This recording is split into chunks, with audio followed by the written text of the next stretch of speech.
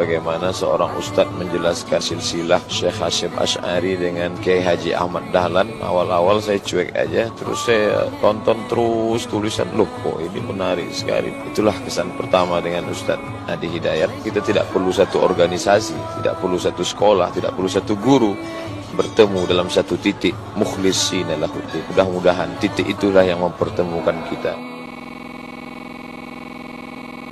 Kenapa Kiai Haji Hasyim Asy'ari mendirikan NU 31 Januari 1926? Karena merasa ketika Muhammadiyah sudah tampil 14 tahun sebelumnya, itu beliau melihat di NU itu nggak muncul-muncul ulamanya.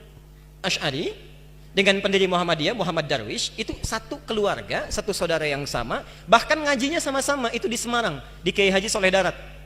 Dia ada 3 orang, Muhammad Darwish, kemudian Hasyim Asy'ari, satu lagi itu kakek buyutnya Cak Nun, MH Ainun Najib.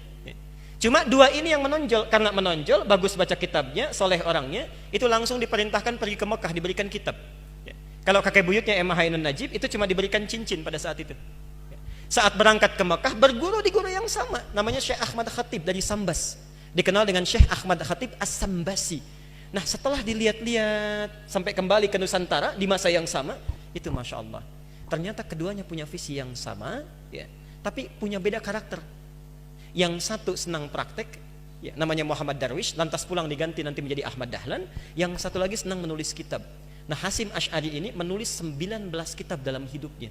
Kami punya itu koleksinya, ada 19 kitab. Nah, sebelum beliau menulis dan mendirikan Nahdlatul Ulama itu, Kiai Haji Ahmad Dahlan kan senang praktek. Begitu pulang, menafsirkan surat Al-Ma'un, tidak tunggu nulis buku. Selesai kajian, buka pakaian luarnya, keluarkan uang yang dibawanya, sampaikan pada masyarakat, bikin rumah sakit, bikin pesantren, bikin sekolah, bikin macam-macam praktek. Hasyim Asy'ari mulai menulis. Saat meninggal Kiai Haji Ahmad Dahlan 1924, difikirkan oleh beliau, ini seorang sudah meninggal dunia, ulama belum bangkit, maka ditulislah kemudian kitab baru yang menjadi landasan lahirnya ormas baru disebut dengan Nahdlatul Ulama. Yang ingin saya sampaikan, kedua-duanya ini ternyata satu garis nasab yang sama, bertemu di Maulana Ishaq. Jadi kalau kita urutkan, maaf, Muhammad Hasyim Al-Asy'ari bin Abdul Wahid, bukan Kang Wahid yang ini ya, itu ada Gunawannya, ini lain.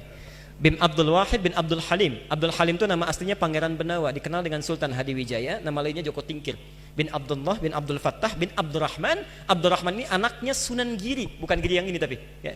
Nah, Sunan Giri ini anaknya siapa? Anaknya Maulana Ishaq. Nah, di Maulana Ishaq inilah nyambung nasabnya. Kiai Haji Ahmad Dahlan bin Kiai Haji Abu Bakar bin Kiai Haji Sulaiman bin Kiai Murtado bin Demang Jurang Juru Kapindo bin Demang Jurang Juru Sapisan bin Kiai Gerbek bin Maulana Ishaq. Siapa Maulana Ishaq ini? Maulana Ishaq ini adalah anaknya Ahmad Jumadil Kubra, salah satu wali yang dari 9 yang datang dari Mesir, dari 9 wali itu.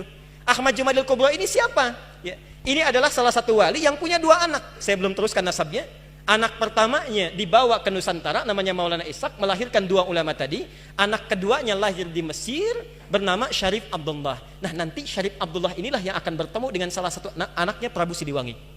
Prabu Siliwangi pemenah rasa menikah dengan Nyai Subang Larang, punya 3 anak. Anak pertama Walang Sungsang, lahir 1423. Anak keduanya Rara Santang, lahir 1426. Anak ketiganya Raja Sengara, lahir 1427. Nah, hajilah kemudian Walang Sungsang dan Rara Santang di Makkah bertemu dengan Syarif Abdullah. Walang Sungsang ganti nama jadi Abdullah Iman, Rara Santang ganti nama menjadi Syarifah Mudaim.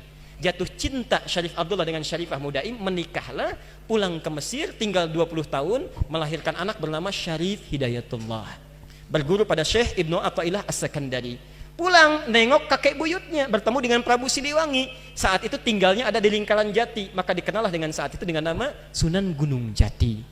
Nah, baik Ahmad Dahlan ataupun Hasyim Asy'ari itu berada di satu garis yang sama, dari Ahmad Jumadil Kubra bin Ali Zainal Al-Kabir bin Ali Zainal Abidin, keturunannya dari Al-Husain, Husain anaknya Ali, Ali suami Fatimah, Fatimah putri Rasulullah sallallahu alaihi wasallam. Tapi sampai hari ini tidak pernah Ahmad Dahlan disebut dengan Habib. Itu enggak ada. Kayak Ahmad Dahlan. Yang penting sikapnya seperti Nabi, tuturnya seperti Nabi, pandangannya seperti Nabi. Kullu mri'in bima kasaba rahin, itu pilihan kita semua. Mudah-mudahan pertemuan hari ini kita menjadi baik seluruhnya. Kita bermohon pada Allah Subhanahu wa taala, seluruh para asatidz, dai-dai, para ulama kita, terkhusus Ustaz Abdul Samad dijaga oleh Allah Subhanahu wa taala dan bisa memberikan pencerahan kepada masyarakat Indonesia khususnya tentang wawasan-wawasan keislaman yang luas yang dengan izin Allah Subhanahu wa taala itu semua bisa menghadirkan kenyamanan dalam beribadah, ketentraman bagi hubungan antar masyarakat, dan yang paling kita harapkan dengan itu semua masyarakat Indonesia akan lebih beragamis, dekat dengan Allah, bisa memaksimalkan nilai-nilai keislaman dalam kehidupan. Assalamualaikum warahmatullahi wabarakatuh.